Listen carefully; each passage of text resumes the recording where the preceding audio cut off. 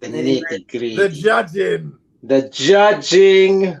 Okay, so judging. So we talked about, your past. That you've judged most events in the 90s, going into the 2000s, and the thing is being there, being present as this evolution of competition. Let's be real. That's the evolution of competition, right? And globally, I would say so much so that Europe was ahead of us in the sense of that, as having these big competitions, because again, we restarted. Freestyle Sessions 97, right? Summit is 93, 94. Radiotron is around 94, 95. Yeah. Best of the Best in San Jose, same thing. But they didn't have brackets. They didn't have stuff that makes competition in its modern form. Best of the Best did. In San Jose it did. But it wasn't. But it was still limited to just the Bay. Like, you know what I mean? Like, it wasn't like the most that came to Best of the Best in San Jose where Wicked and Jazzy J were there. They're from San Francisco, and yet maybe people from Stockton. Barely anyone from LA came, because that when Caesar brought back Radiotron, that's what brought the LA scene together. Right. Because in 92 with the Hip Hop Shop, Caesar, Easy Rock, Iceman, all these guys, it was just them. Yeah. It was just them. Caesar's the one that's brought the scene. That's where your Iron Monkeys come from. That's where your Cujos come from. That's where, it was that Radiotron, right? And that's when it became a little bit more of a California thing, right? That was Radiotron. But in Europe, the global events were happening. Yeah, it was already happening. You guys had France battling Germany already. By the time we were still like, oh, these guys from Stockton came up. Like we had Style Elements versus Spartanic Rockers, Yeah. Like we were already having these crazy level battles at that time. So yeah, then judging gets serious. Like I said, probably in the 2000s, right? Because the events were serious. Yeah, because then now it's like reps, real like money, mostly money, and like again, and I say this on this show a lot. Like there was only like 5 world competitions a year, maybe back then. Yeah. It wasn't like plentiful where it's like there's 3 major events this weekend. No. There's like 10 every weekend now. Yeah. So more than that, actually, about 30. But So obviously there's complaints saying that there needs to be better judging, right? Because of the biasness and stuff like that. So that's where we're going to begin. But nobody was trying to do anything about it. That was the problem, right? Right. And calling out judges does not solve the problem. Right. Right. It's like the most stupid way of trying to fix a broken issue, right? Like you have to fix the judging itself. And I think that we decided to do that properly. Obviously, people trying to do that in their own way at different times. Obviously, Dizzy with the hour system, stuff like that, right? But we decided we wanted to do that for our events around about 2007. But then even we didn't start to implement it until 2012. So we were a collaboration of big events, UK Champs, Battle of the Year, R16, IBE, I can't remember what else. But, we decided, we're going to work together and we're going to have a judging system that's going to create standardization in judging. Not standards, but standardization. So judges that are educated on judging and treat judging as a separate discipline to anything else. And then this video that you're going to put up right now is the system that we came up with. So how did you guys come about the system? I'll pause right here, and then that way you can... This is actually what I wanted to see. So basically what happened is we sat in a room in Germany. There was like 10 of us. So we broke into 2 groups. There was the organizers group, which was Tyrone, Charlie, John, Jay, blah, blah, blah. And then there was the judging group. And the judging group was myself, Storm, Nick from the Ruggeds, Jing, who invented the Cozen system, Roxwright, Lamine, Dizzy. Who else was in the room? I don't know, about 10 of us. And we just talked about how we were going to solve this problem. We had a vote about the existing systems.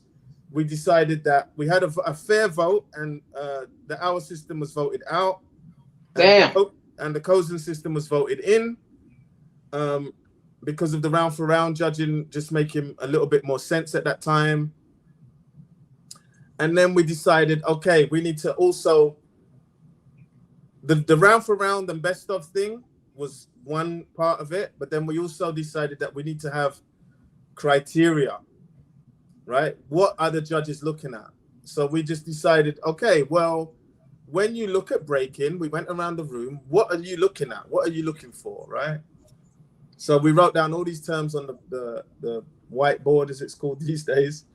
And then we just went through this process of factorial analysis, which is to crunch everything down to simpler terms that you could extend back out if you need to, but just to get smaller and smaller and smaller so that you can model that what you look at is less than trying to look at everything at once, basically. This took a long time. The process was helped by Drosha from Holland, Russia. And yeah, it was a long fucking process, man. And then at some point, we came up with the fact that judging is comparative, not prescriptive. So we decided to go over a model that's descriptive, not prescriptive.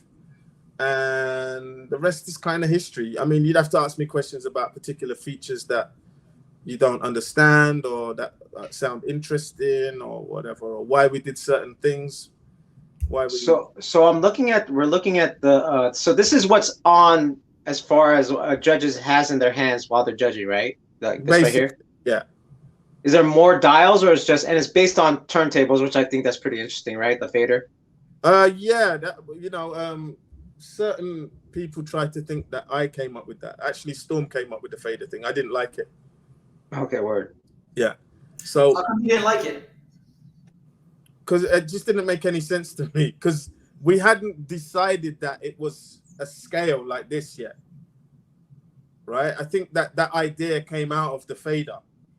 So the fader came, and then the idea of being a comparative system comes out after it, you know?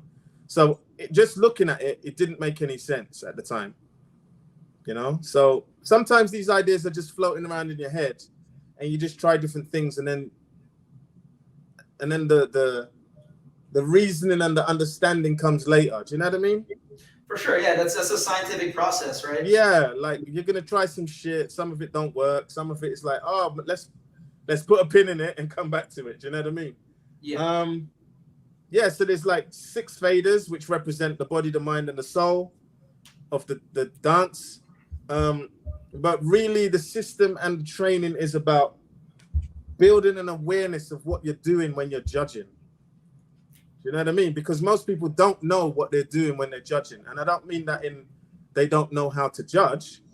I'm saying they don't even understand the process that's happening in their heads, right? They don't understand that they're being biased most of the time, or that they're susceptible to noise. And noise comes in many forms, like where the other judges are going. We can deny it all day long, but the numbers show you that people get affected by how other people are judging, how the crowd is reacting, what the host is saying. There's all these distractions, right? Yeah, it's noise. Yeah, it's noise, right? Yeah, and unless you understand that, you can't steel yourself against it. Do you know what I mean? And if you're not aware of your own biases, like there's no way you can handle it. So is there something that happens before when they sit down? Is there a process either while you're qualifying the judges themselves or whatever? Well, we just explain how the model works. We explain how the model works. We explain why certain things are a certain way, right? It's not like this is the be all and end all of judging and blah, blah, blah, blah, blah. No, this is just a single model. You can create other models. This is a single model that we believe works, right? You can take this model and extend it out if you want. Who cares, right? But this model, we figure works out, and we have the numbers to prove it. The data never lies. You start to see certain things like who votes for particular styles or particular approaches or whatever, and then you can have these conversations because it's all recorded. You know what I mean? So it's a way to create fairness via transparency and accountability, and like you want to have coherent judges. There's this idea that having judges that all think the same is a bad thing. But no one's asking judges to think the same. They're asking them to have the same intellectual approach to judging. That doesn't mean thinking the same. When I did physics at university, I didn't think the same as my professor or the people in my class, right? You just learn the discipline and you think in your own way, but you understand the science, right? No one would ever accuse you of being taught what to think. How to think is what you're teaching people, right? And to be aware of things like noise, bias, and all these other things that can affect judgment, right? Because we're really not aware of it. When we do things, we're not aware of them. We do them without even thinking. So you're creating a sense of awareness, a sense of awareness of self and observation, right? Or and to like think of when you judge, right? You're gonna, let's say we have this model that's 3 parts. You're gonna weight your judgment to the thing that you like. You can't help it. If you're into creativity, you're gonna weight the judging towards creativity. So you're gonna choose more things from the creative bag, right? And if you're into power moves or whatever, you're going to choose more things from the physical bag. Why is that? Would you mind unpacking this real quick, what you're talking about? Because this is definitely prevalent, right? It's normal. It's how our brains work, right? Like on a neuroscience level, we notice things that we're into. Perception, right? It's perception, right? It affects our perception. So you walk into a room, you're going to notice the girls that are your taste. Of course you are. But if I was to say, okay, when you walk into the room, you need to consider this, and this, all of a sudden, your perception's going to be widened. And you're not just going to notice the girls with the things that you like. You're going to notice the other qualities and hopefully be able to appreciate them, right? Or at least consider them. You're not going to front load the decision making because, I want to see dope footwork, and all you're looking for is dope footwork. So is there a process? Let's use footwork since you brought it up as an example. Is there a process when you're bringing people who don't do footwork into judging? So when we're judging, we're measuring. Is that accurate? We're recording. We're recording. Sorry?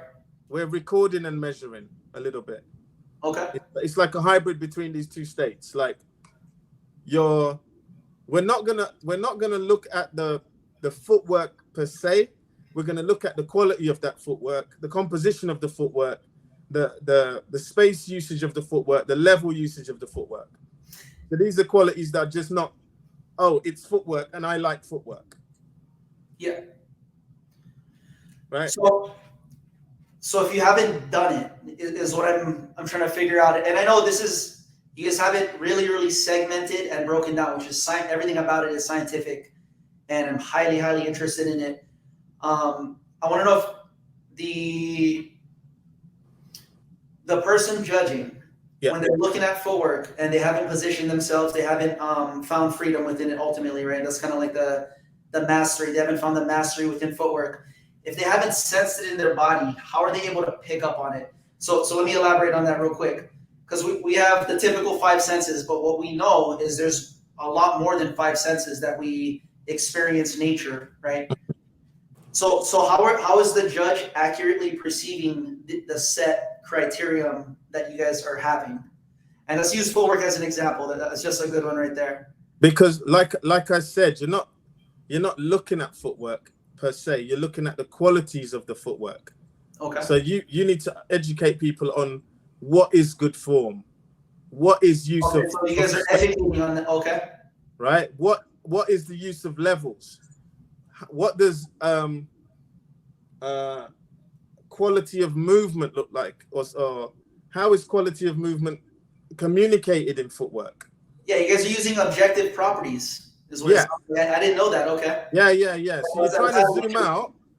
You're trying to zoom out, and like imagine, like I said, if you have a couple of people you're comparing, and it's just like I don't need to understand about physiology to know who's taller than the other one. I don't need to be a master in physiology, right? I don't need to be a master of physiology to say, oh, this person's fatter than that person, Or yeah, this there's person certain things that are obvious, right? But there's a Obvious, lot of yeah. nuance. I think style and where breaking stands apart from almost any other movement methodology is the nuance, right? So I guess that's what I'm trying to figure out is how do you train them to pick up the nuance if they haven't sensed it within their bodies, right? Aside from watching, Yeah. which is it's a big one, watching, hearing, because we can hear, we can tie the two together, right? That's pretty much the most. So the problem that you're introducing is noise. The distraction? No, because you're saying they haven't felt it in their body, and that has no relevance to judging, because that actually loads you to make decisions based on your limitations. Because if you're like, oh, this move is super hard, you're going to value it more than something you think is easy, but it's only hard to you. To the kids these days, it's easy. So you're going to front load the decision making because, oh, that thing impresses me because it's difficult, or, oh, that looks super complicated. That's not really that good, right?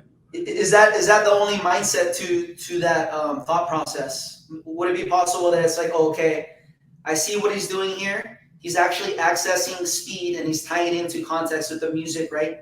He's tying a movement to a context. He's adding dimension. He's showing mastery within whatever. Yeah, but I don't need to be a master of that thing to observe that. But what if you? So one of the other conundrums within judging too is the timing of everything. It's happening so fast. How can you pick up on something that you haven't experienced that fast, instantaneously, to be able to make an accurate decision when you have like a criterion, right? If you felt there's no criteria. There's no criteria. Well, there are no criteria. You had 6 different. Yeah, they're not criteria. They're just values within domains. Okay. So the domains is like the zoomed out bit, and then the values are the zoomed in bit, but they're values that they're not based on whether you can do them or not. Do you know what I mean? Hey, Pro, can you put the fader back up, please? Yeah. I love that 1 ton. It's fucking dope. So fucking Pro. So just keep on. I'm getting to it. Yeah, I'm trying to word this the most effective way. Do you think ego has value within this system and within judging? I don't think there's certain things you can get rid of. Do you think it has value? I don't know what that means. What do you mean by that? Do you think that you would like somebody who brings a positive experience bias, but is open-minded? So somebody like, let's say that an innovator within the scene, that they come in and they have this bias where they can pick up the nuance, they can pick up the detail instantaneously to make a decision with all the factors that you mentioned, right? The noise, all that stuff. I don't know how that works in reality. All I've seen is corrupt judging, man. I've only seen corrupt judging with no accountability, really. Like from most judges, really. In the last 25 years that I've been watching judging, you have to fucking train your brain. Yeah, for sure. To get rid of bias, to get rid of noise. And if you're not even aware of them, they create problems that you're not even cognizant of. And this is where the problem is. So people think they're being fair, or they think that they're seeing particular details when really they're creating that in their mind. Do you know what I mean? What I'm getting is like the filters, right, from bias, right? That they're creating something, or they're not seeing something. Maybe is that a possibility that because they have filters, they're not? This is going right over their head. Yeah, of course. But you could say that about any breaker. Yeah, for sure. Right? Like I never seen Kenny do air flares. Does that mean he can't judge someone who does air flares? That doesn't make sense. No, for sure, but he knows how to move powerfully within, and he knows angular momentum, right? Air flare. But I could say that someone who does martial arts knows angular momentum. I'm sorry? You could say that someone who does martial arts or tricking understands angular momentum. From one dimension, for sure. MMA is kind of switching that idea and evolving it, I should say. When they're mixing. No, but like even from Taekwondo or something, not the cuddling on the floor stuff, but the actual active flying around, wushu, Taekwondo, Tang Soo Do, the things that really fly around, you know, like they do as many incredible things as we do, just in their own way. So, Sure. But we don't. We wouldn't consider them an expert at judging breaking, and it's just like, but why not? They use the same things that we do, right? So do you think a Conor McGregor or an expert champion martial artist or whatever could judge using this system, or do you think they would have to? No, because I think that you have to understand the discipline of breaking as well. I don't think you have to be amazing at it. I just think that you have to understand it. And then you have to be able to use the model and identify certain characteristics and qualities, and then you're good to go. In fact, sometimes the more you know, the more problematic it's going to be, because you start to front load the decision. Actually, because you are looking for certain things because of your, like when you start breaking. When I started breaking, I only wanted to do power moves. I did not care about fucking footwork or any of this shit. Back then, no one did. Yeah, exactly, right? So I didn't care about footwork until I was maybe in my 30s or something, 20 something, late 20s, right? But I still understood what was going on. Do you know what I mean? Even though that wasn't my preference or specialty or whatever. So would you mind breaking down one of these? It's not criterion, right? No, they're values. Values. Would you mind breaking that? Are they equal when you say in a hierarchy of value, in a value system? They're not equal. They're slightly nested a little bit, but basically technique and variety are the body or the physical aspects. Creativity and personality are the mind part of in the mind domain, aka the artistic, and performance, because we changed it to performance because performativity has different meaning these days because of identity politics. So it's performance and musicality. They're in the soul of the dance, of the discipline. So the interpretive side of it. And basically, you're trying to identify which dancer is better at this skill than the other one, or which one shows that they're better at this skill than the other one. So it's just like a scale. You're looking at two people move, and you're saying to yourself, let's take Flea Rock versus Sugar Kicks, for example, in the first round. So in terms of performativity and musicality, of course, Flea Rock wins, right? In terms of creativity, Flea Rock wins because he's in the moment. He's taking the moment. He's freestyling. He's living in the complete moment. Everything he does is not planned against Sugar Kicks, right? So it's easy to see that the creativity, personality, performativity, and musicality belong to Flea Rock in that battle, right? In that, let's say, the first round or whatever. Now, when you're talking technique, of course, Sugar Kicks has more technique than Flea Rock in what he does. How do you think? Or how would you? He's got way better body control. He's got way better athleticism. He's got way better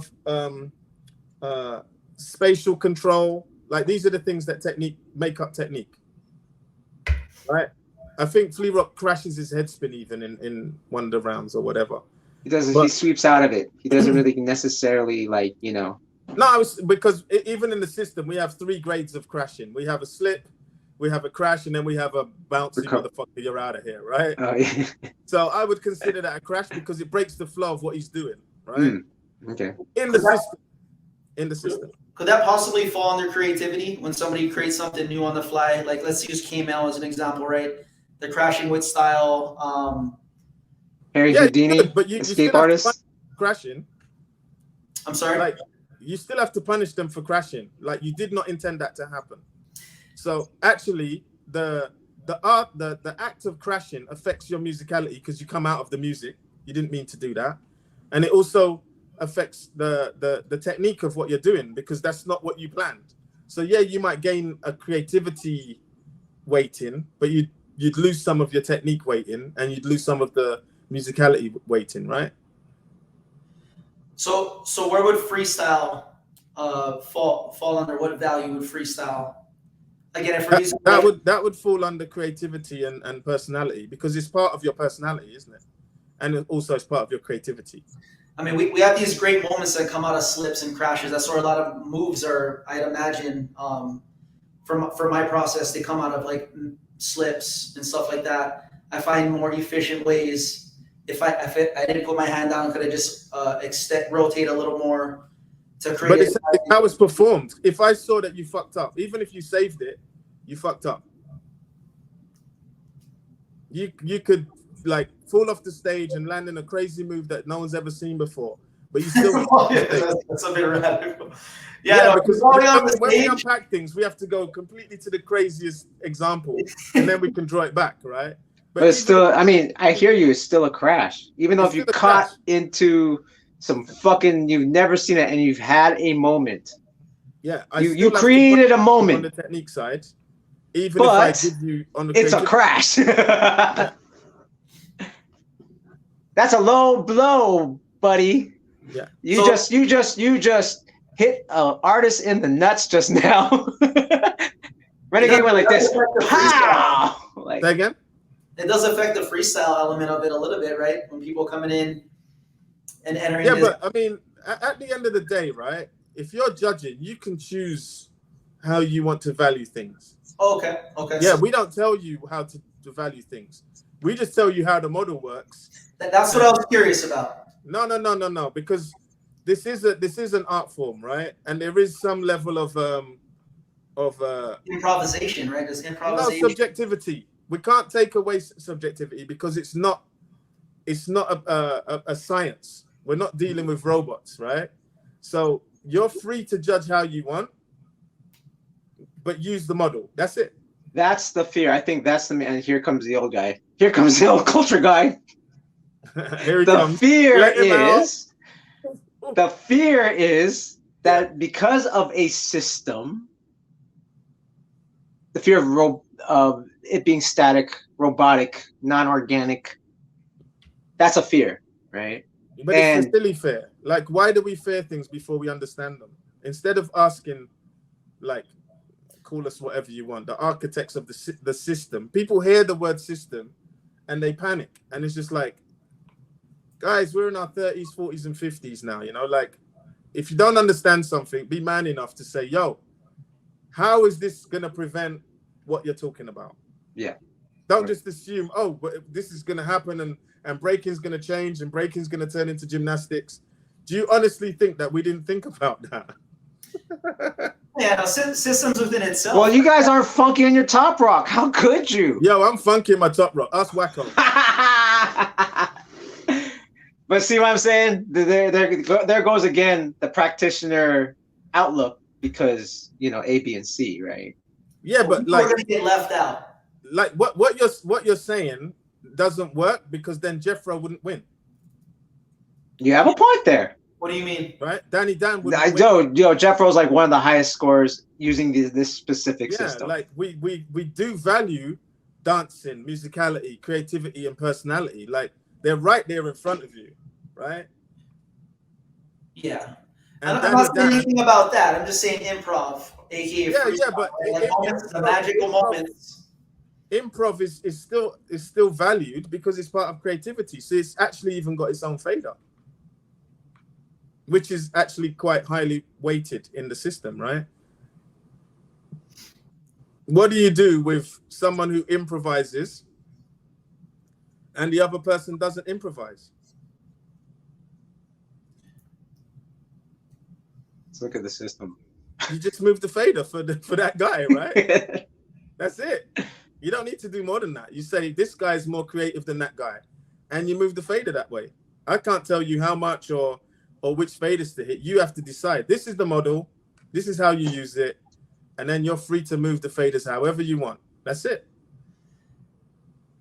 So the system doesn't tell you how to judge. The training tells you how to use the system to translate your thoughts into something that's analyzable. So surely the thoughts need to be developed. That being said, right, there needs to be a level of experience. Like, let's use you for an example. You've had over a decade, maybe decades of observing the scientific process, right? Observing the dance, what we're doing. You bring a bias with that. And I want to take the negative connotation out of that, right?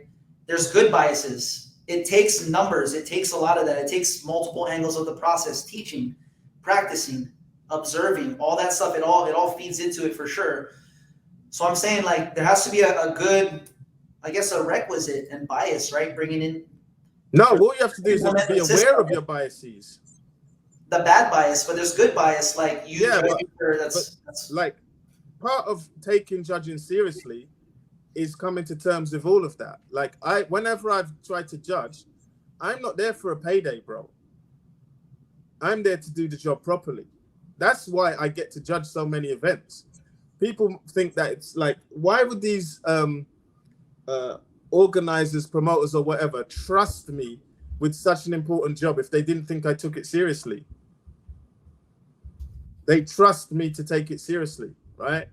I swear to God, if you ask some people if they prefer me or some famous b-boy to judge, they'll choose me every time because they know I'm fucking serious about the discipline of judging.